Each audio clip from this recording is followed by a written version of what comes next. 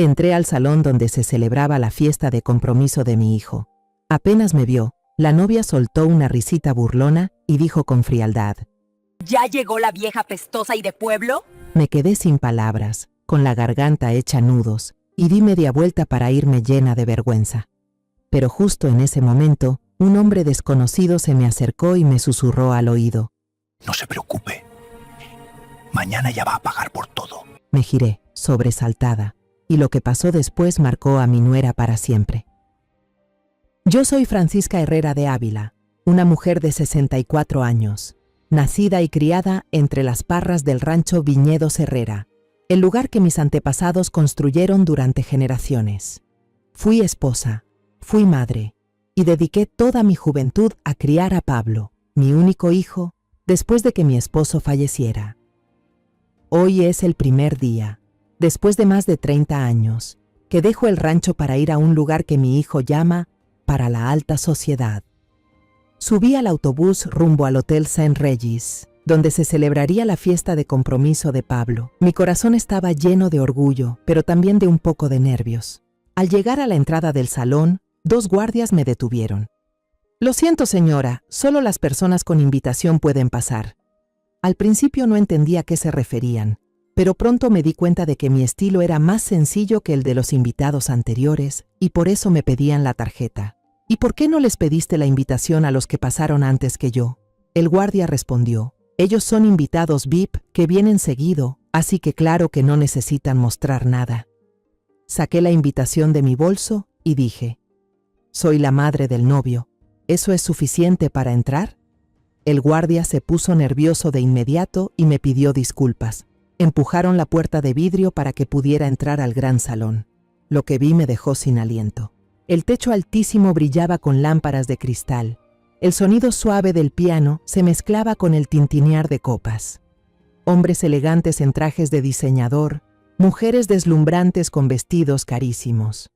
Pero aún así, alcancé a oír el susurro de los 2 guardias. ¿Cómo esa señora va a ser la suegra de la señorita Antonia? ¿Se ve tan pasada de moda?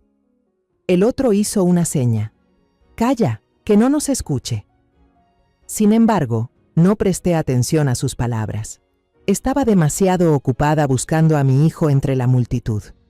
Ahí estaba, Pablo, alto y apuesto con su traje negro, sonriendo radiante mientras hablaba con algunos invitados.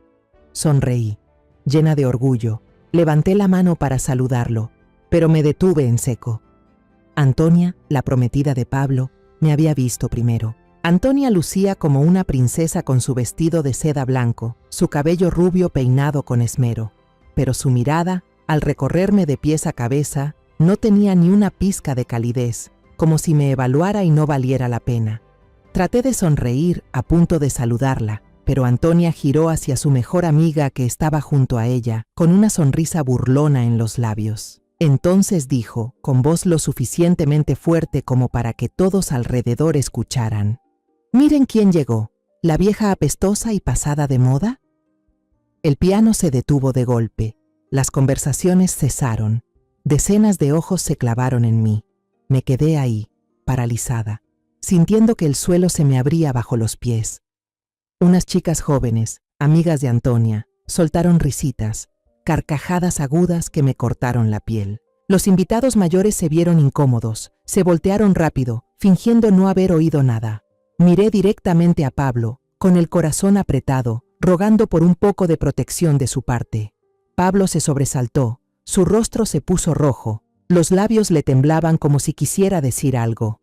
Pero Antonia puso una mano sobre su pecho, le susurró algo. Los hombros de Pablo se hundieron, como si todo su valor se hubiera esfumado. Se volvió hacia mí y murmuró, con una voz temblorosa y débil: «Mamá, Antonia solo estaba bromeando, no le hagas caso». Las palabras de Pablo fueron como una puñalada directa al corazón. ¿Una broma? Esa frase no era ninguna broma.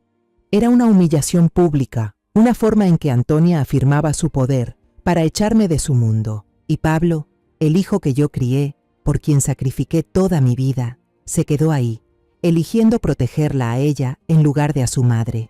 Sentí cómo me ardía la cara, no de rabia, sino de vergüenza. Las lágrimas querían salir, pero apreté los labios con fuerza, sin permitirme mostrarme débil frente a ellos. Sin decir una palabra, me di la vuelta y comencé a caminar.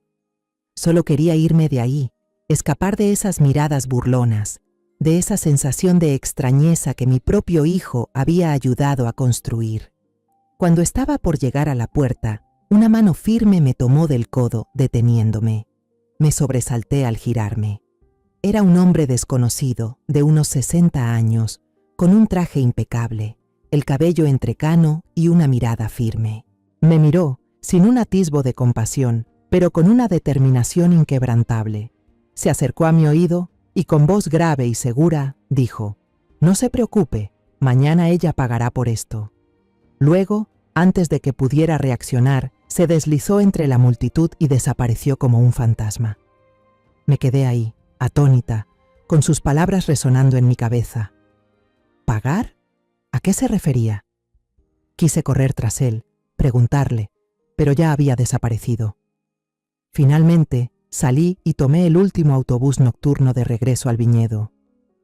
En el camino, los recuerdos volvieron como una tormenta, tan claros que dolían. Recordé el primer día que Antonia llegó al viñedo Herrera. Era tan distinta entonces, sencilla, con un vestido de flores, caminando descalza sobre el pasto, los ojos brillando al ver las parras llenas de uvas. Sonreía, elogiaba mi viñedo, decía que era el lugar más hermoso que había visto. Me acuerdo que comió 2 platos de la sopa de frijoles que cociné y entre cucharada y cucharada decía que era la mejor que había probado. También recordé a Lupe, la madre de Antonia, cuando vino de visita. Me tomó de las manos, los ojos llenos de emoción, diciéndome que mi familia era una bendición, que Pablo era un muchacho maravilloso. Incluso se paró frente a la foto de mi boda y dijo que mi esposo y yo éramos una pareja destinada. Esas palabras, esos momentos, me hicieron sentir cálida por dentro. Me hicieron creer que estaba por ganar una nueva familia. Pero ahora, al recordarlos, se sienten como agujas en el corazón. ¿Todo fue mentira? ¿O fui yo quien fue demasiado ingenua, demasiado fácil de convencer por palabras bonitas? El autobús se detuvo en la parada cercana al viñedo. Bajé. El aire frío de la noche me envolvió. Caminé por el camino de tierra hacia casa. El canto de los insectos sonaba como si narraran mi tristeza. Al llegar, me senté en la vieja silla de madera en la cocina, donde solía desayunar con Pablo cuando era pequeño. No pude dormir en toda la noche. Las palabras crueles de Antonia eran como dagas que no dejaban de clavarse en mi mente, y el silencio de Pablo, su mirada esquiva, era otra herida que hacía sangrar mi corazón. A la mañana siguiente, aún antes del amanecer, ya estaba despierta. No podía quedarme quieta, no podía dejarme consumir por el dolor. Salí al viñedo, ese lugar que había cuidado toda mi vida, el orgullo de la familia Herrera. Tomé las tijeras de podar, cortando las ramas marchitas de manera mecánica, pero mi mente no estaba allí. Estaba escarbando entre los recuerdos, intentando juntar los pedazos para entender por qué todo terminó así. Las piezas sueltas en mi cabeza empezaron a encajar con más claridad. Recordé una llamada telefónica de hace 2 meses, justo después de que acepté que Pablo y Antonia se casaran. La voz de Pablo al teléfono sonaba apresurada, distinta a la calidez de siempre. «Mamá, este fin de semana no voy a poder ir», dijo, y entonces escuché la voz de Antonia del otro lado de la línea, fuerte y cortante. «Dile a tu mamá que tenemos que ir a probarnos la ropa para la boda. Ese rancho está lejísimos y lleno de polvo». Pablo no dijo nada más, simplemente colgó. En ese momento pensé que ella estaba estresada por los preparativos, pero ahora esa frase me parece la primera señal de desprecio. Después recordé el regalo que les mandé el mes pasado. Escogí con cuidado los mejores aguacates y mangos del huerto. Los empaqué con cariño y los envié a la ciudad, con la esperanza de llevarles un poco del sabor de casa a Pablo y Antonia. Me imaginaba que los disfrutarían juntos, riendo y conversando. Pero unos días después, por casualidad, vi una publicación en redes sociales de la empleada de Antonia. Había tomado una foto de la caja de frutas que yo mandé, con un mensaje que decía: «Liquidación de productos orgánicos. Tenemos demasiados en casa y no nos los podemos acabar. Ni una palabra de agradecimiento, ni un mensaje de Antonia ni de Pablo. En ese momento me dije que tal vez estaban ocupados, pero ahora entiendo que no fue un descuido. Fue un desprecio, como si lo que yo había mandado no valiera nada, como si fuera basura. El siguiente recuerdo fue más doloroso. Recordé cuando Lupe, la mamá de Antonia, me llamó con una voz dulce como miel. Me pidió la receta del guisado tradicional de mi familia, diciendo que quería lucirse con sus amigas del club gastronómico. Yo se la compartí con gusto. Escribí cada paso con detalle, pensando que era una forma de unir a nuestras familias. Pero solo una semana después, leí una entrevista en una revista local. Lupe presumía sobre su receta secreta, el platillo que la había hecho destacar entre la alta sociedad. Ni una mención hacia mí, ni una muestra de gratitud. Intenté hacer a un lado la sensación de haber sido usada. Me dije que tal vez se le olvidó, pero ahora veo con claridad la falsedad en cada una de sus palabras. El recuerdo más doloroso volvió como una ola que me ahogaba. Fue la última vez que Pablo y Antonia visitaron el rancho, hace unos meses. Esperaba que fuera un día alegre, como antes, cuando paseábamos entre los viñedos, reíamos y compartíamos comidas caseras. Pero esta vez fue diferente. Antonia y Lupe ni siquiera quisieron entrar al viñedo. En vez de eso, caminaron por el terreno, señalando cosas, hablando animadamente. Alcancé a oír palabras como resort, el precio de la tierra se disparó, carretera. Sentí un nudo en el pecho, pero aún así mantuve la sonrisa e intenté invitarlas a comer. Cuando les dije que esa tierra era agrícola, un legado de nuestros antepasados, Antonia soltó una carcajada, su voz tan filosa como una navaja. «Ay, mamá, en estos tiempos nadie piensa así. Hay que aprovechar las oportunidades». Miré a Pablo esperando que hablara, que defendiera los valores que nuestra familia había protegido por generaciones. Pero Pablo solo se quedó ahí, pelando una manzana en silencio, con la mirada hacia el suelo, sin decir una palabra. Me levanté de la piedra, las manos temblando. Esos eventos que antes parecían inofensivos, ahora se conectaban como partes de un rompecabezas completo, un rompecabezas lleno de cálculo y falsedad. No eran simples malentendidos o palabras al aire, eran muestras de desprecio deliberado, construidas poco a poco. Antonia y Lupe no solo me desprecian, también quieren quitarme todo. Esta tierra, el legado de mi familia, y a Pablo, el hijo que he amado y protegido toda mi vida. La humillación de anoche en la fiesta de compromiso no fue un arrebato impulsivo, fue una declaración de guerra.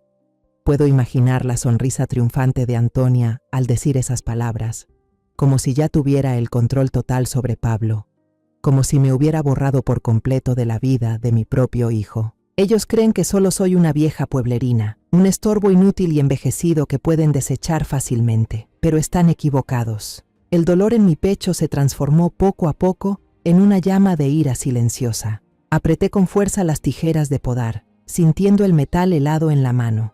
No soy débil, soy Francisca Herrera, la mujer que superó todo tipo de adversidades para mantener esta finca después de la muerte de mi esposo, la que crió sola a Pablo y lo hizo hombre. Esta es mi casa, mi tierra, y Pablo es mi hijo. No permitiré que me lo quiten todo. Alrededor del mediodía, escuché el sonido familiar de una motocicleta deteniéndose frente al portón. Era el señor cartero, el cartero anciano con su sonrisa bondadosa, que bajó con un manojo de cartas como todos los días.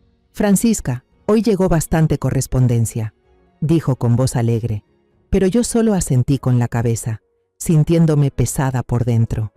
Recibí el montón de sobres, repasando con la mirada los ya conocidos, la factura de la luz, publicidad, algunas cartas de amistades lejanas.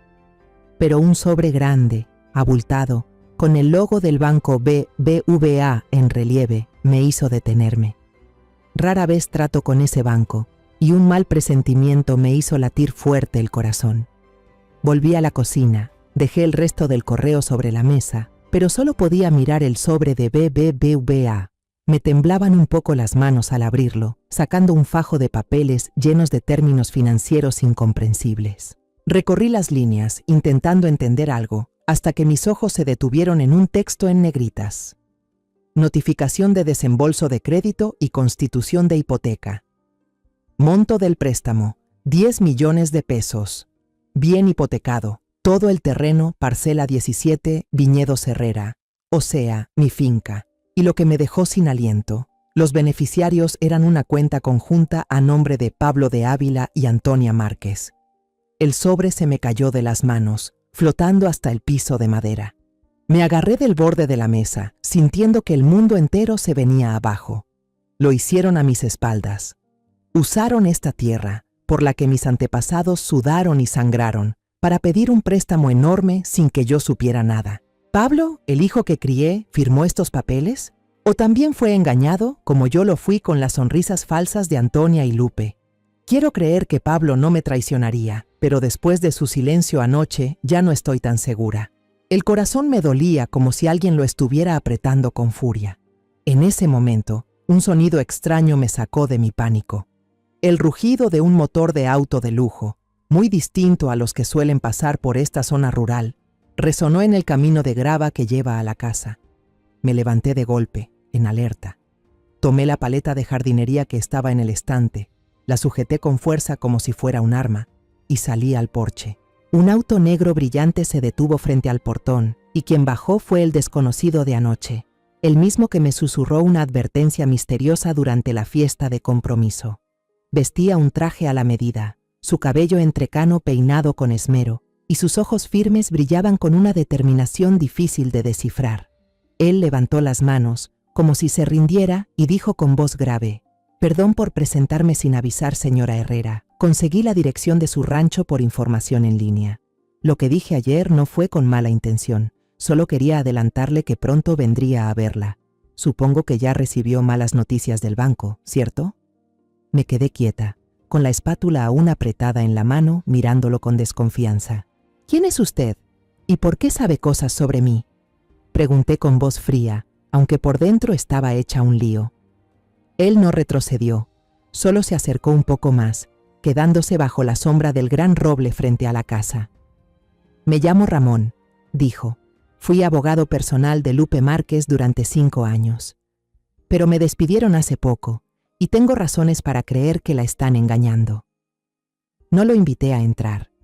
No confiaba en él, no después de todo lo que había pasado. Pero tampoco lo eché.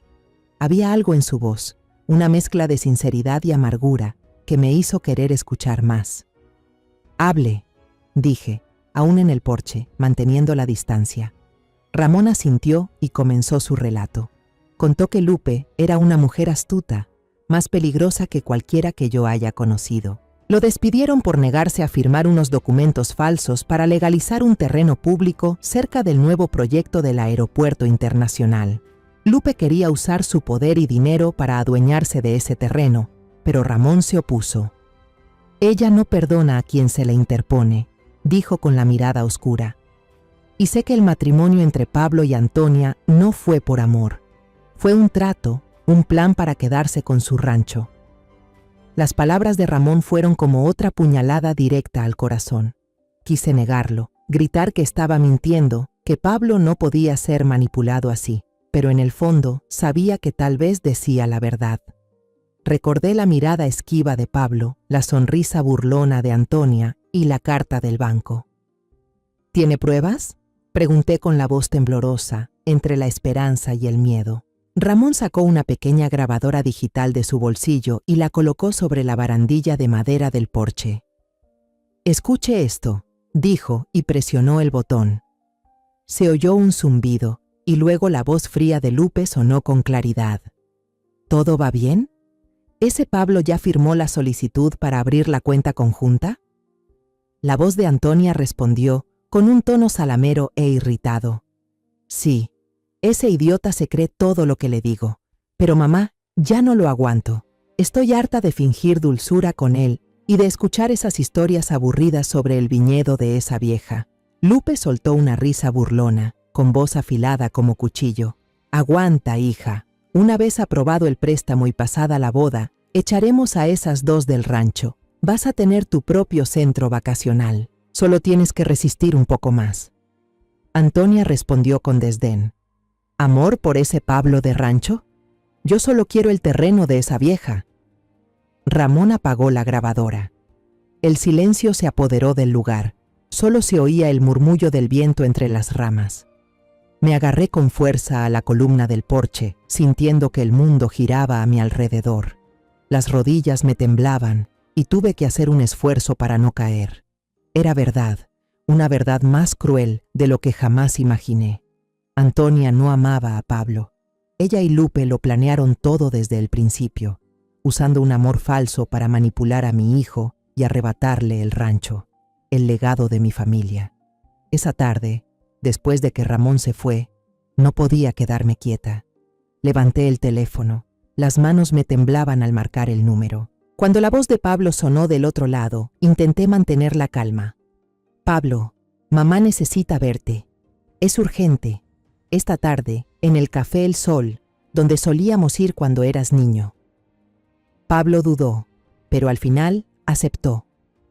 El Café El Sol quedaba en una esquina vieja de la ciudad, con paredes pintadas de un amarillo pálido y mesitas de madera muy pequeñas. Era el lugar donde solía llevar a Pablo a comer helado cada fin de semana, donde me contaba sus grandes sueños cuando todavía era un niño.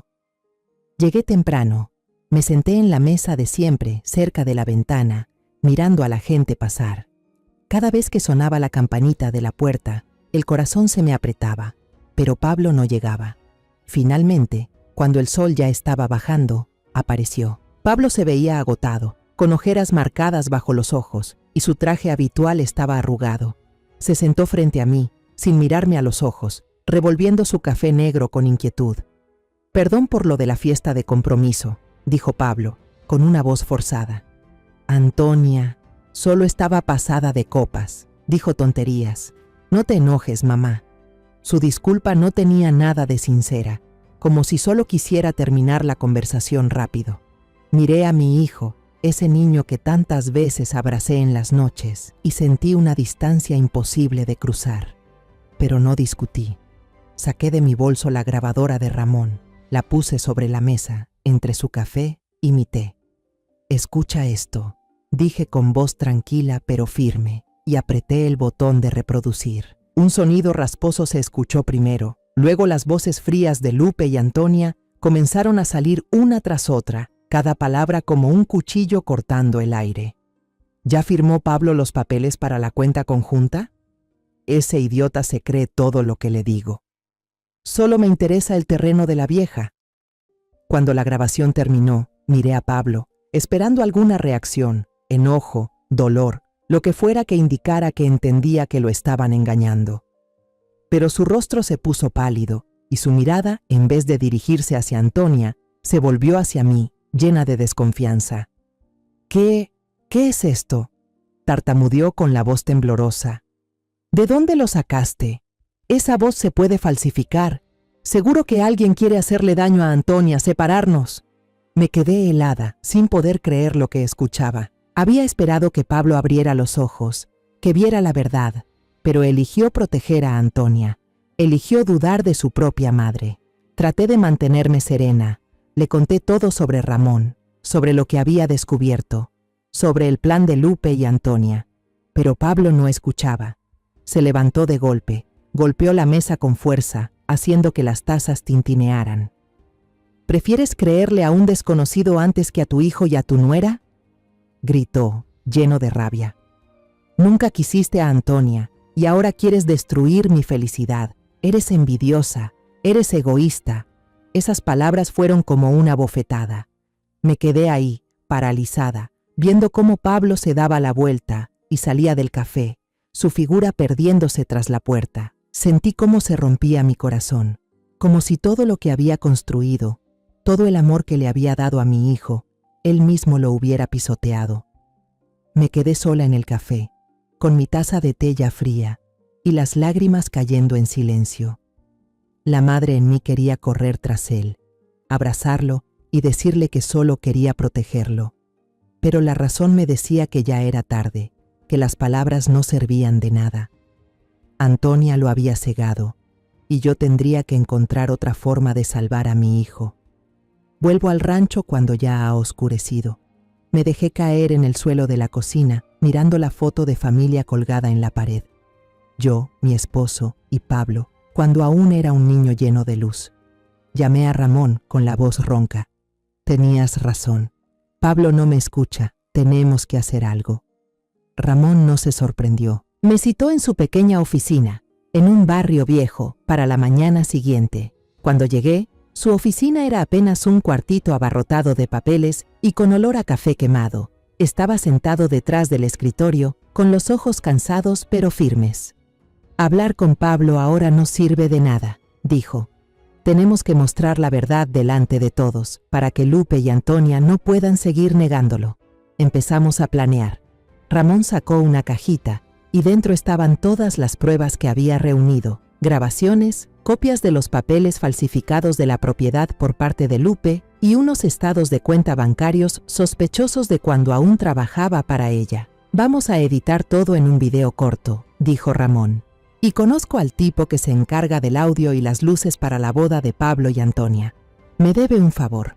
Podemos cambiar el archivo de las fotos de la boda por el nuestro, con las pruebas, justo al final. La idea me dio escalofríos. Era audaz, pero también muy arriesgada. Si fracasábamos, podía perderlo todo, no solo el rancho, sino también a Pablo. En los días siguientes, viví en un estado de tensión constante. Cada noche me sentaba en la cocina, repasando cada detalle del plan, temiendo que un pequeño error lo arruinara todo. Casi no comía, no dormía, mi cuerpo agotado pero mi mente sin parar. En mis momentos más débiles, doña Pilar Gómez, la vecina del rancho de enfrente, fue mi único apoyo. Una tarde, Pilar tocó la puerta con una olla de caldo de pollo caliente. «Francisca, estás muy delgada», dijo con preocupación. Se sentó conmigo en el porche, escuchando mis suspiros sobre los días difíciles. No le conté todo el plan, solo dije que estaba intentando proteger a Pablo y al rancho. Pilar me tomó la mano, sus ojos llenos de comprensión. «Eres muy fuerte, Francisca. Voy a rezar por ti», dijo, y sentí un poco de calor colarse en mi corazón helado. Una noche, después de otra discusión por teléfono con Pablo, él seguía insistiendo en que estaba malinterpretando a Antonia. Sentí que ya no podía más. Me senté en el porche, mirando el cielo estrellado, sintiendo que todo el mundo estaba en mi contra. Pilar apareció de nuevo, como si pudiera sentir mi dolor. Me abrazó, y esta vez ya no pude contenerme. Le conté todo, sobre la grabación, el plan de Lupe y Antonia, lo que Ramón y yo planeábamos hacer. Pilar escuchó sin interrumpir, y cuando terminé, me apretó fuerte la mano. «Francisca, hiciste lo correcto», dijo, con rabia en la voz. «Esa gente malvada tiene que pagar. No puedes rendirte. Yo siempre estaré aquí para apoyarte».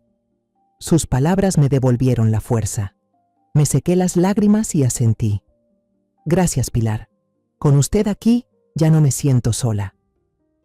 Finalmente llegó el día de la boda de Pablo, pero en mi corazón no quedaba espacio para la alegría. Me paré frente al espejo en el pequeño cuarto del rancho, poniéndome el vestido de seda azul oscuro, el más bonito que tengo. Hoy no es un día para ser débil. Hoy es el día en que Ramón y yo diremos la verdad. Llegué temprano a la iglesia y elegí sentarme en la última fila reservada para la familia. Nadie se acercó a hablarme, nadie me miró con amabilidad. Sentí las miradas curiosas, los susurros a mis espaldas. «Vieja campesina». Quizá eso es lo que pensaban, como solía llamarme Antonia. Me quedé ahí, sola, apretando con fuerza el pañuelo bordado que me dejó mi madre, como si pudiera darme fuerza. Pablo entró al templo, apuesto con su traje negro, pero sus ojos estaban vacíos. Ya no tenían el brillo del niño que conocí. Pasó junto a mí, evitando mirarme a los ojos a propósito. Ese gesto fue como una puñalada directa al corazón. Quise llamarlo por su nombre, tomarle la mano y preguntarle por qué se había alejado tanto, pero me contuve. Tenía que ser paciente, esperar el momento decisivo. Apareció Antonia, radiante como un ángel con su vestido blanco impecable. El ramo de lirios blancos en las manos resaltaba aún más su belleza. Al pasar junto a mí, me miró de reojo y vi una sonrisa triunfante asomarse en sus labios. Esa sonrisa decía: «Perdiste, vieja». Apreté más fuerte el pañuelo, intentando mantener la calma, pero la rabia me quemaba por dentro. El sacerdote empezó a leer los votos. Antonia miró fijamente a los ojos de Pablo y su voz clara resonó: «Prometo amarte, confiar en ti y ser honesta contigo por el resto de mi vida». Esas palabras me dieron náuseas. ¿Honesta? Ella, la que manipuló a mi hijo, la que solo quería quedarse con mi rancho. ¿Hablando de honestidad? Bajé la cabeza y susurré una oración, esperando que nuestro plan saliera bien. La recepción fue en el mismo Hotel St. Regis, donde me humillaron durante la fiesta de compromiso. Todo era ridículamente lujoso: manteles de seda, arreglos florales carísimos y copas de champán brillando bajo las luces. Me quedé en una esquina del salón, intentando pasar desapercibida entre la multitud, pero la sensación de no pertenecer ahí no me abandonaba. Entonces lo vi a Ramón, vestido como un invitado cualquiera, de pie en un rincón. Me asintió, con una mirada discreta pero firme. Señaló hacia el técnico que ajustaba el proyector al fondo del salón y levantó el pulgar. Nuestro plan estaba en marcha. El corazón me latía con fuerza, como si quisiera salirse del pecho. El presentador subió al escenario. Su voz animada resonó: «Y ahora los invitamos a mirar la pantalla para disfrutar un corto sobre la historia de amor de nuestra pareja». Las luces del salón se atenuaron. El ambiente quedó en silencio. Solo se oía una música suave. Cerré el puño, las uñas clavadas en la palma de mi mano, haciendo todo lo posible por no temblar. Este era el momento que habíamos preparado, el instante en que la verdad saldría a la luz. La pantalla grande se iluminó, pero desde el primer segundo supe que algo estaba mal. La música no era la melodía suave que preparamos, sino una pieza dramática, intensa, como de película policial. La primera frase apareció, enorme y roja: «La verdad detrás de una conspiración». Me quedé paralizada. Ese no era nuestro video. Esto era algo completamente distinto. Las siguientes imágenes hicieron que la sangre se me helara. Eran capturas de pantalla de correos electrónicos, supuestamente enviados desde una cuenta secreta de Pablo. El contenido hablaba de un plan para acercarse y ganarse la confianza de la familia Márquez, con el fin de apoderarse de sus bienes y así salvar el rancho Herrera que está al borde de la bancarrota. Luego venían fragmentos de mensajes meticulosamente editados, donde Pablo informaba a mí con frases como: «Mamá, el pez mordió el anzuelo. El plan va viento en popa».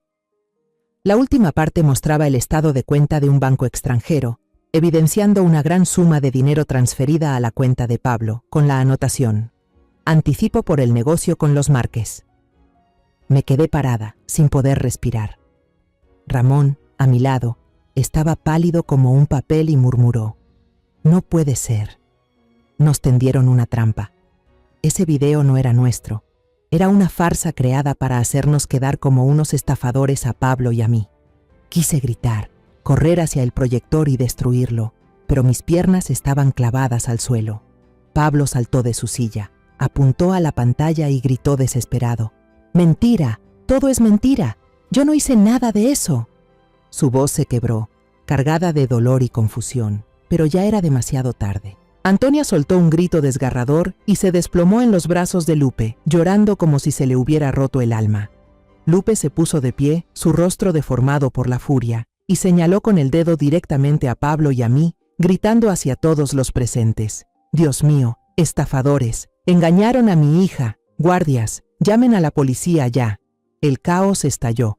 2 guardias del hotel se acercaron de inmediato y sujetaron a Pablo. Algunos invitados sacaron sus teléfonos, otros grababan, sus miradas llenas de morbo y furia. La policía llegó con una rapidez sospechosa, como si ya estuvieran esperando. Le pusieron las esposas a Pablo ahí mismo, en medio del salón, frente a cientos de ojos y celulares que captaban cada segundo. Pablo forcejeaba, intentando girarse para verme. En ese momento, nuestras miradas se cruzaron, y lo que vi no fue rabia, sino una mezcla brutal de confusión y sufrimiento.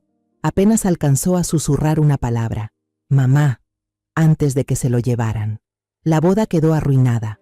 Las mesas decoradas con esmero estaban ahora desordenadas, la comida fría, las copas de champán volcadas sobre manteles de seda. Los invitados se iban a toda prisa, entre taconeos y susurros. Yo me quedé sola en el salón, sintiendo que el mundo entero me había dado la espalda. Ramón se me acercó, su voz ronca y amarga. Francisca, el técnico desapareció. El USB con nuestras pruebas ya no está. Hizo una pausa. Su mirada se oscureció. Nos tendieron una trampa. De alguna manera, Lupe y Antonia supieron de nuestro plan y le dieron la vuelta a todo. Sus palabras fueron como un martillazo, destrozando lo poco que me quedaba de esperanza. Ya no podía más. El lujo del hotel, las miradas curiosas, los susurros burlones, todo me asfixiaba. Caminé tambaleante hacia el estacionamiento subterráneo. Solo quería huir de esta pesadilla, regresar al rancho, a donde pudiera enfrentar el dolor en silencio. El garaje estaba vacío. El olor a humedad y aceite se mezclaba en el aire, haciéndolo aún más sofocante. Caminé, buscando mi vieja camioneta, pero un sonido me detuvo en seco. Voces y risitas que resonaban desde detrás de una gran columna de concreto. Reconocí de inmediato la voz de Lupe, fría y cortante, luego la de Antonia, con un tono lleno de satisfacción. Pero hubo otra voz, dolorosamente familiar, la de doña Pilar, la vecina que yo había considerado como una hermana, la que me consoló en los días más oscuros. Con curiosidad y cautela, me escondí detrás de una columna de concreto, entrecerrando los ojos para mirar, con el corazón latiendo tan fuerte que parecía querer salirse del pecho. Lo que vi me heló la sangre. Antonia, Lupe y Pilar estaban junto a un Mercedes negro reluciente. Antonia no lloraba, ya no era la novia frágil que se había desmayado en los brazos de su madre en el salón. Se estaba mirando al espejo, retocándose el maquillaje, con una sonrisa de satisfacción en los labios. Lupe fumaba un cigarro con total indiferencia, el humo blanco flotando en el aire. Ella sacudió la ceniza y le entregó a Pilar un sobre de papel manila grueso. «Aquí tienes tu paga», dijo Lupe con voz helada. «Buen trabajo. ¿Quién diría que una vieja vecina podría ser tan útil?». Pilar arrebató el sobre y lo metió rápidamente en el bolsillo de su abrigo, con el rostro claramente marcado por la avaricia. «Te lo dije», respondió con orgullo. «Francisca confía en mí ciegamente. Le conté todo, cada detalle». Antonia cerró el espejo de golpe y soltó una carcajada burlona. «Esa vieja debe estar llorando a mares. Y su hijo idiota también. Fue una obra maestra». Las tres se echaron a reír, una risa fría, cruel, que retumbaba en el silencio del estacionamiento como si pisotearan los últimos pedazos de mi corazón. Retrocedí hacia la oscuridad, tapándome la boca con la mano para no gritar. El dolor de la traición era peor que cualquier humillación que hubiera vivido. Pilar, la que me había traído sopa de pollo para consolarme, la que se sentaba conmigo en la terraza escuchando mis penas, en quien confié y a quien le conté todo mi plan, era la serpiente en mi jardín. Me había vendido a Pablo por un sobre de dinero. Sentí que todo giraba, como si el suelo bajo mis pies se estuviera desmoronando. Quería salir corriendo, enfrentarla, arrancarle ese sobre de las manos y gritarle en la cara, pero mi razón me detuvo. No podía dejar que supieran que lo había escuchado. No ahora. No sé cómo llegué de vuelta al rancho. Tenía la mente en blanco, las manos temblorosas sobre el volante. Al entrar a la cocina, me dejé caer en el suelo frío, justo en el lugar donde le había contado todo a Pilar, donde creía tener una verdadera amiga. La foto familiar en la pared me observaba. Los ojos de Pablo de niño parecían reprocharme. «Lo siento, hijo», susurré mientras las lágrimas corrían por mis mejillas. Me equivoqué. Confié en la persona equivocada. Todo parecía haber terminado. Pablo estaba en la cárcel, acusado con pruebas falsas. El USB que contenía la verdad había desaparecido, y nuestro plan se había convertido en una trampa perfecta. El honor de mi familia fue pisoteado, y yo misma había empujado a mi hijo al infierno. A la mañana siguiente, me desperté y me senté en la silla de madera de la cocina, mirando la taza de café fría frente a mí, con la mente en blanco. La imagen de Pablo esposado, su mirada confundida cuando se lo llevaron, se repetía sin cesar, atormentándome. Entonces un ruido fuerte me sacó de ese trance. El sonido de varios motores retumbó fuera de la puerta. No era un solo coche, sino toda una caravana. Salí al porche, el corazón latiendo con fuerza. Un enorme camión de la cadena local de televisión se detuvo frente a la entrada de la finca, con el logo brillante del noticiero deslumbrando bajo el sol. Detrás venían varios autos de periódicos sensacionalistas, reporteros y camarógrafos salieron como enjambre. Apuntaban cámaras y micrófonos hacia mi casa. Los flashes parpadeaban sin parar. Una joven reportera, con voz aguda y enérgica, gritó a través de la reja: «Señora de Ávila, ¿usted sabía del plan de su hijo? ¿Es cómplice de él?». Retrocedí. Corrí las cortinas con fuerza, el corazón golpeando como tambor de guerra. Pero los gritos seguían atravesando las paredes, como puñales que me traspasaban el alma. Corrí al salón, encendí la televisión, con la esperanza de encontrar alguna explicación, pero lo que vi me dejó sin aliento. En pantalla aparecía yo, tambaleándome al salir de la boda, con aspecto de criminal. Al lado, Pablo con la cabeza agachada, esposado. En la parte inferior, un titular en rojo intenso: Familia Herrera, plan para estafar a la familia empresarial Márquez. El presentador, con tono indignado, nos llamaba una madre y un hijo estafadores, y decía que la finca Viñedos Herrera había elaborado un plan sofisticado para apoderarse de los bienes de los Márquez. Apagué la televisión, pero las acusaciones seguían resonando en mi cabeza. El teléfono fijo no paraba de sonar. Cada timbrazo era como un taladro en mi cerebro. Contesté, esperando que fuera Ramón o alguien que pudiera ayudarme, pero solo escuché insultos y amenazas de desconocidos. «Vieja maldita», gritó una mujer. «Usted obligó a su hijo a hacer algo tan ruin. Lo va a pagar caro». Colgué, pero el teléfono volvió a sonar de inmediato. Finalmente, desenchufé el cable. Me dejé caer en una silla y me cubrí la cara con las manos. Yo no soy una estafadora. Pablo no es un estafador. Pero el mundo entero parecía haber creído en la mentira de Lupe y Antonia. Encendí mi celular y abrí las redes sociales. Lo que vi fue aún peor. Un video editado que mezclaba imágenes mías saliendo de la boda con las de Pablo siendo arrestado se estaba volviendo viral.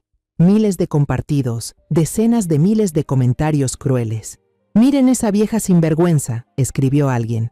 «¿Qué clase de madre incita a su hijo a hacer algo tan despreciable?», agregó otro. «Boicota los vinos de Viñedos Herrera», leía mientras las manos me temblaban y las lágrimas corrían por mis mejillas. La finca, el lugar que construimos con sudor y lágrimas junto a mi esposo, donde crié a Pablo, ahora era repudiada por toda la nación. El honor de mi familia, todo lo que construimos por generaciones, pisoteado en una sola noche.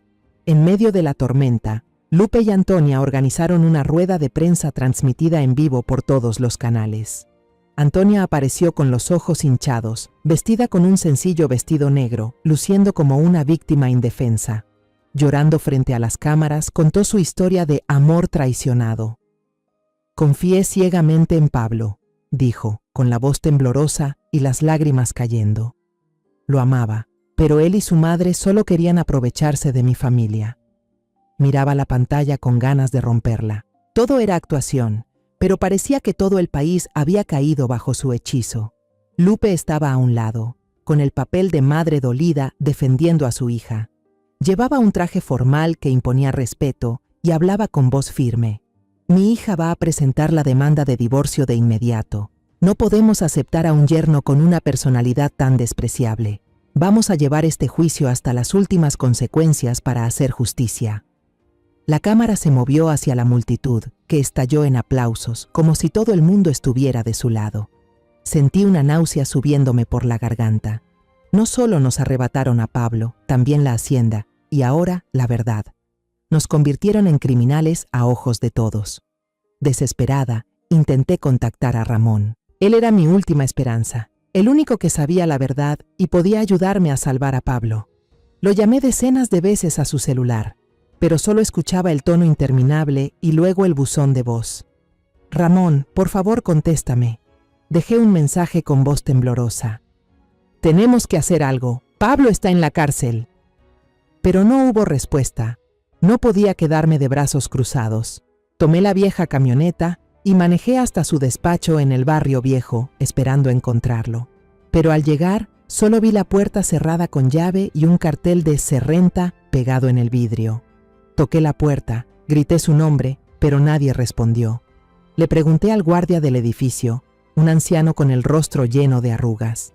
«El señor Ramón se mudó ayer en la madrugada, justo después de la boda», dijo con voz indiferente. «Se llevó todo durante la noche. No sé a dónde se fue». Un escalofrío recorrió mi espalda. Ramón había desaparecido. Me quedé parada frente a su oficina, con las manos apretadas al volante, la cabeza hecha un lío. ¿Será que entendió que ya había perdido, que estaba enfrentando a un poder demasiado grande y decidió huir para salvar su vida? O peor, ¿será que él también fue parte del plan de Lupe y Antonia desde el principio? Esa idea me heló la sangre. Yo había confiado en él, había depositado mis esperanzas en él, pero ahora ya no sabía en quién podía confiar. Manejé de regreso a casa sin rumbo. Ahora sí, estaba completamente sola. El mundo me había dado la espalda, mis amigos me habían traicionado y mi único aliado había desaparecido. La última chispa de esperanza dentro de mí se apagó por completo. Días después de la tormenta mediática, la hacienda Viñedos Herrera se sumió en un silencio oscuro. Yo me sentaba en la cocina, mirando los viñedos marchitos por la falta de cuidados. Sostenía una taza de té frío con las manos temblorosas, la mente abrumada por la idea de rendirme. Tal vez debía vender la hacienda, irme lejos de aquí, a un lugar donde nadie me conociera, donde nadie me llamara la vieja mentirosa. Era un pensamiento doloroso, pero ya no veía otra salida. De pronto se escuchó un golpeteo suave en la puerta, dudoso, como de alguien que sabía que no era bienvenido. Me puse alerta, me levanté y miré por la mirilla. Era doña Pilar, la vecina que me traicionó, la que vendió mi plan a Lupe y Antonia. Se veía destrozada, con la ropa desarreglada, el cabello hecho un desastre, sin rastro de la mujer serena que una vez me consoló.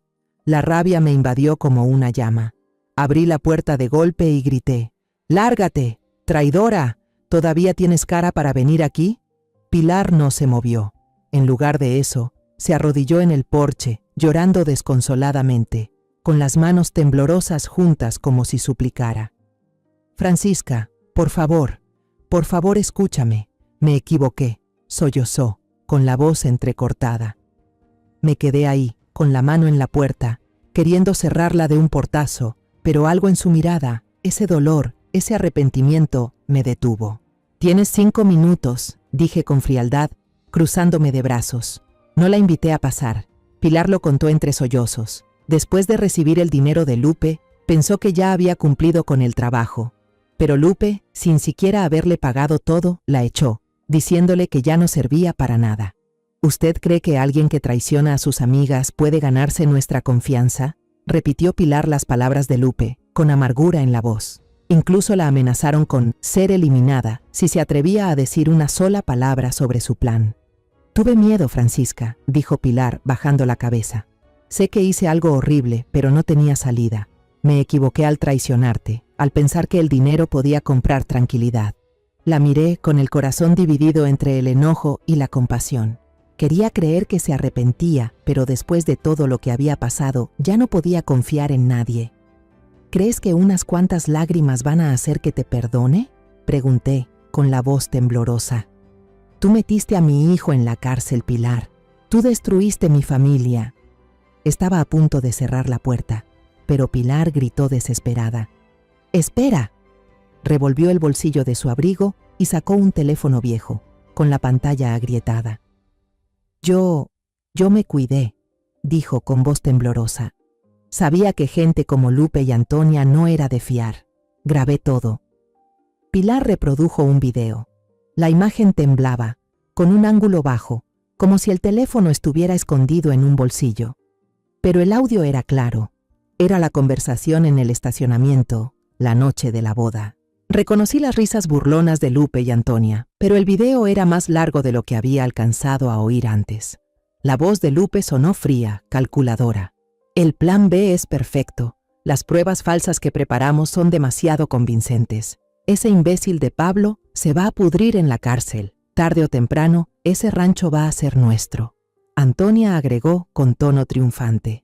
Pobrecita la vieja Pilar, aceptando unas monedas sin saber que la vamos a botar como a un perro. Sus carcajadas volvieron a escucharse, filosas como cuchillos. Me quedé allí, paralizada, con el teléfono de Pilar apretado en la mano. Esa era la prueba, la verdadera prueba que podía salvar a Pablo, que podía desenmascarar la mentira de Lupe y Antonia, pero también era un recordatorio de la traición de Pilar. La miré, aún arrodillada en el porche, con las lágrimas corriendo por su rostro. ¿Por qué hiciste esto?, pregunté con voz ronca. ¿Por qué vienes a dármelo ahora? Pilar alzó la mirada, llena de dolor. Porque no puedo vivir con esta culpa, Francisca. Vi cuánto sufriste y sé que soy parte de ese dolor. No espero que me perdones, pero por favor, usa esto para salvar a Pablo. No alcancé a responder cuando una figura tambaleante apareció al final del camino de grava. Era un hombre delgado, con la ropa hecha jirones, un lado de la cara hinchado y con un rasguño largo. Entrecerré los ojos. El corazón me golpeaba el pecho, y entonces lo reconocí. Era Ramón. Caminaba con dificultad, casi desplomándose en el porche. Pilar y yo corrimos a sostenerlo. ¡Ramón!, grité, entre asombro y angustia. ¿Dónde estabas? ¿Qué te pasó? Ramón respiraba con dificultad.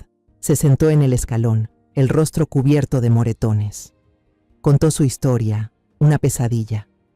Justo después de que se descubriera el plan en la boda, 2 matones de Lupe lo interceptaron en el estacionamiento. Lo golpearon brutalmente y lo encerraron en el sótano de una mansión abandonada que pertenecía a Lupe. Me dejaron sin comer, Francisca, dijo con voz débil. Querían esperar a que todo se calmara para matarme, pero ellos no sabían que, cuando aún era abogado de Lupe, Ramón había visitado esa mansión para resolver un conflicto legal. Recordaba que había una vieja alcantarilla que conectaba con el exterior. Después de 2 días encerrado, logró escapar, arrastrándose por callejones oscuros hasta llegar de nuevo. Pero lo más importante, dijo Ramón, con los ojos cansados pero llenos de un destello de esperanza, es que aún conservo la prueba. Tembloroso, se quitó el zapato viejo y sucio, rajó el forro con una navajita y sacó una diminuta tarjeta de memoria SD. Antes de ir a la boda, tuve un mal presentimiento. Hice una copia de seguridad de todo el contenido del USB y la guardé aquí. Levantó la vista hacia mí, con voz firme. Todavía no hemos perdido, Francisca. Miré la pequeña tarjeta en la palma de su mano, luego a Pilar, que lloraba desconsoladamente, y por primera vez en muchos días sentí regresar una chispa de fuerza. El video de Pilar, la tarjeta de Ramón, eran mis últimas armas. Ayudé a Ramón a ponerse de pie y me giré hacia Pilar. Cometiste un error, Pilar, dije con tono sereno pero firme. Pero si de verdad quieres enmendarlo, ayúdame. Vamos a sacar la verdad a la luz. Pilar asintió, con las lágrimas aún cayendo. Haré lo que sea, Francisca, te lo juro. El día del juicio de Pablo, el cielo de Ciudad de México estaba gris, con una llovizna constante. Ramón, Pilar y yo bajamos de un taxi viejo, tratando de evitar a la multitud de reporteros que aguardaban frente al tribunal, con cámaras y micrófonos apuntando en todas direcciones. Ramón, tras unos días de descanso, lucía mejor, pero los moretones en su rostro seguían marcados, como testimonio del precio que había pagado. Pilar caminaba a su lado, con la cabeza gacha, en silencio, como una sombra. Apreté los puños, intentando mantener la calma. Dentro de la sala, el ambiente era denso, sofocante. Me senté en la fila reservada para la familia, sin apartar la mirada de Pablo. Mi hijo estaba en el banquillo de los acusados, con el uniforme naranja de prisión, los hombros caídos como si cargara el peso del mundo. Estaba más delgado, con el rostro demacrado y los ojos apagados. Al verme, levantó la mirada por un instante, sorprendido, pero enseguida bajó la cabeza, como si le diera vergüenza enfrentarse a mí. Verlo así me desgarró por dentro. Quise correr hacia él, abrazarlo, decirle que mamá seguía aquí, pero la barrera invisible del tribunal me lo impedía. Al otro lado, Lupe y Antonia estaban sentadas junto a su equipo de abogados caros, irradiando poder y confianza. Lupe vestía un traje negro elegante, con una mirada afilada como cuchillo. Antonia, en cambio, aparentaba fragilidad, los ojos enrojecidos como si acabara de llorar, pero yo sabía que era pura actuación. Cuando nos vieron, ambas esbozaron una sonrisa burlona, como si ya estuvieran seguras de que no podríamos cambiar el rumbo del juicio. Esa sonrisa me hizo apretar los puños con más fuerza, las uñas clavándose en la palma. Nos subestimaron, y hoy pagarían por eso. El juicio comenzó. El abogado de Lupe, un hombre alto con voz grave y potente, presentó las pruebas con teatral elocuencia. Mostró correos falsificados, mensajes de texto manipulados y estados bancarios inventados, construyendo una narrativa sobre una madre ambiciosa, yo y un hijo inútil, Pablo, que conspiraban para engañar a una joven inocente y quedarse con su dinero. Cada palabra era como un puñal en el pecho, pero me mantuve en silencio, con la vista fija en Pablo. Cuando el juez le preguntó si tenía algo que decir en su defensa, Pablo negó con la cabeza y dijo con voz débil: «Yo no hice eso, soy inocente». Pero sus palabras no tenían peso, se perdían entre las pruebas falsas que habían sido presentadas con demasiada perfección. El abogado de Lupe se levantó y pidió al tribunal que dictara sentencia, con tono triunfal. «Su señoría, las pruebas son más que claras. Pablo de Ávila y su madre deben ser responsables por su acto de fraude. Sentí la sangre subirme a la cabeza, pero en ese momento Ramón se puso de pie. Su voz, aunque ronca tras los días de encierro, resonó por toda la sala. Su señoría, la parte acusada tiene nuevas pruebas. Solicitamos el derecho a presentarlas». Toda la sala se alborotó, los murmullos se esparcieron como una ola. El juez golpeó el mazo, indicando que se les permitía continuar. Vi cómo la expresión de seguridad en el rostro de Lupe y Antonia se tornaba en leve preocupación. Sus miradas pasaban por encima de nosotros, como si intentaran adivinar qué teníamos entre manos. Me llamaron al estrado. Respiré hondo. Miré directo a los ojos de Pablo. Noté el temblor en su mirada y supe que tenía que ser fuerte, por él, por nuestra familia. Empecé a hablar, con voz pausada pero firme. Conté la humillación que sufrí por parte de Antonia en la fiesta de compromiso, su cambio de actitud, la traición de Pilar y la conspiración que Ramón había descubierto. No adorné, no lloré, solo relaté la verdad, cada detalle afilado como una cuchilla. El abogado de Lupe me interrumpía constantemente con tono burlón. «Su señoría, esto no es más que el invento de una madre desesperada por salvar a su hijo». Pero yo no me dejé intimidar. Lo miré de frente y le dije: «Si estoy inventando, que hablen las pruebas». La sala quedó en silencio, todas las miradas puestas en mí. Ramón se acercó con una pequeña tarjeta SD en la mano. Contó su historia, el secuestro, el encierro y cómo logró escapar. «No solo salvé mi vida», dijo con firmeza, «también traje la verdad». Se proyectó un video en la gran pantalla del tribunal. El audio de una conversación entre Lupe y Antonia sonó claro, irrefutable. «Solo necesito el terreno de esa vieja». La sala quedó completamente en silencio, como si todos contuvieran la respiración. Luego vinieron los documentos que probaban los negocios ilícitos de Lupe, contratos falsificados, movimientos de dinero sospechosos. El rostro de Lupe se puso pálido. Antonia comenzó a temblar. Sus manos apretaban con fuerza el vestido. Llamaron a Pilar.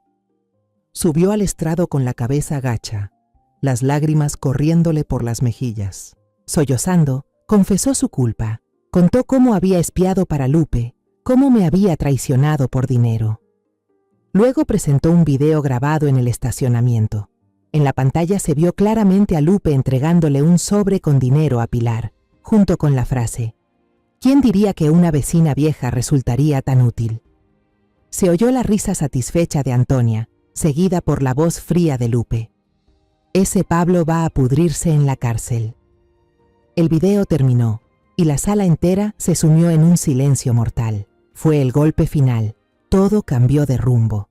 El abogado de Lupe quedó paralizado, sin poder articular palabra. Lupe intentó levantarse gritando: «Eso está editado, todo es una mentira». Pero su voz ya no tenía fuerza ni credibilidad. Antonia se tapó la cara, llorando a mares, pero esta vez no estaba actuando. El juez golpeó con fuerza el mazo sobre la mesa. El sonido seco cortó el aire de inmediato. Declaró con voz firme: todas las acusaciones contra Pablo de Ávila quedan desestimadas. Se le declara inocente y queda en libertad inmediatamente. Se aprueba la solicitud de divorcio de Antonia Márquez. Se emite de inmediato una orden de arresto contra Lupe Márquez y Antonia Márquez por los delitos de calumnia, fraude, falsificación de pruebas y privación ilegal de la libertad. 2 agentes se acercaron y le pusieron las esposas a Lupe y Antonia. Antonia gritaba y forcejeaba: «¡No! Ustedes no pueden hacer esto». Mientras tanto, Lupe me miraba con una furia que le ardía en los ojos, como si quisiera quemarme viva. Pero yo no tenía miedo. Me quedé ahí, con la cabeza en alto, viéndolas ser llevadas, sintiendo que me quitaban un gran peso de encima. Pilar también aceptó con tranquilidad su condena por ser cómplice y no denunciar el crimen. Antes de que se la llevaran, me miró y dijo en voz baja: «Lo siento, Francisca. Espero que puedas perdonarme». No respondí, solo asentí ligeramente. Aún no estoy lista para perdonar, pero sé que ella ayudó a salvar a Pablo, y eso es suficiente para no guardarle rencor. Una semana después del juicio, estaba de pie en el porche de la casa, mirando el camino de grava que lleva al rancho Viñedos Herrera. Todo parecía igual, pero dentro de mí todo había cambiado. Me preguntaba si Pablo volvería o si preferiría quedarse en la ciudad, donde los recuerdos dolorosos todavía rondaban. Entonces oí el motor de un autobús, uno cuyo sonido conocía bien. Una figura bajó con una pequeña maleta vieja en la mano, la misma que Pablo llevó cuando se fue a estudiar a la universidad. No era el auto deportivo lujoso que Antonia le había comprado, ni el traje caro. Pablo estaba ahí, con una camisa arrugada, delgado y cansado, pero sus ojos brillaban al verme. Se acercó sin decir palabra, se arrodilló frente a mí con la cabeza baja. Lágrimas de un hombre hecho y derecho rodaban por sus mejillas hundidas. «Mamá, lo siento», susurró con la voz quebrada. «He sido un mal hijo. Perdón por no creerte, por dejarte sola en todo esto». Miré a Pablo, el corazón se me apretó. El amor de madre me empujaba a abrazarlo, a consolar todo ese dolor, pero la razón de una mujer que ha sufrido tanto me detuvo. Lo ayudé a ponerse de pie, lo miré directo a los ojos. «Levántate, Pablo», dije con voz serena pero firme. Una disculpa no puede hacer que los viñedos reverdezcan ni borrar las cicatrices. El hijo que yo conocía se perdió. Si de verdad quieres enmendar tus errores, quédate. Usa estas manos. Tomé su mano temblorosa, suave pero marcada, para trabajar. Deja que tu sudor se mezcle con esta tierra, para que entiendas su verdadero valor. Pablo asintió sin dudar. «Me quedaré, mamá», dijo con determinación. «Voy a empezar de nuevo».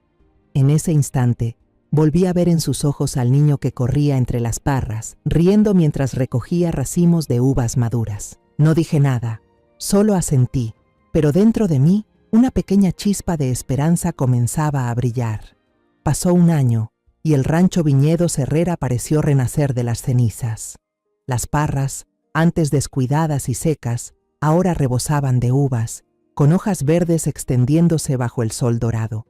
La cosecha prometía ser abundante, y nuestra marca de vino, que había sufrido por tantas calumnias, empezaba a recuperar su prestigio gracias a la calidad intacta del producto. Me paré en medio del viñedo, respirando el aroma de la tierra y el pasto seco, sintiendo que la vida volvía, no solo en las ramas, sino también en mi corazón. Pablo había cambiado por completo. Ya no era el joven citadino con sueños vacíos. Su piel estaba bronceada, sus manos endurecidas por cavar, podar y aprender a fermentar vino junto a los trabajadores más antiguos. Aprendió desde cero, desde abonar y regar, hasta detectar el punto justo del vino con solo olerlo.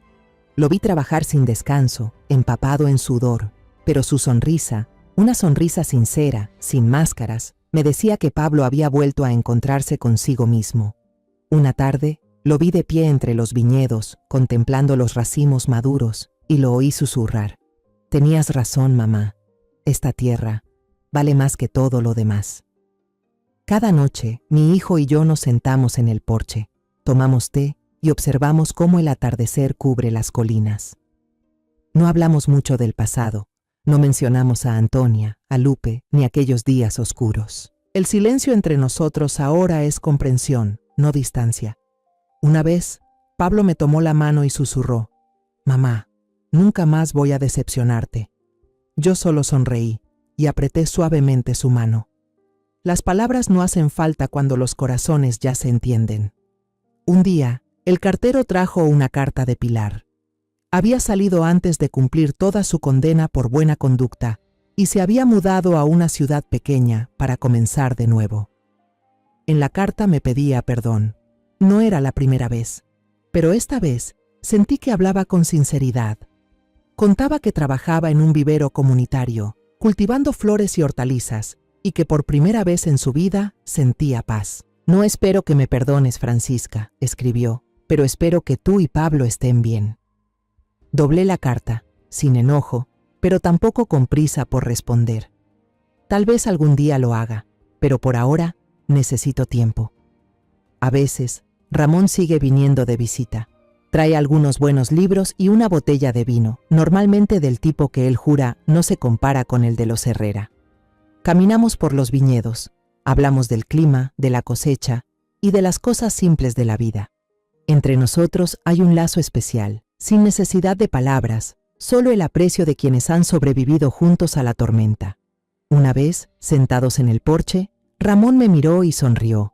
«Francisca, eres la mujer más fuerte que he conocido. Esta finca, Pablo, todo esto es gracias a ti».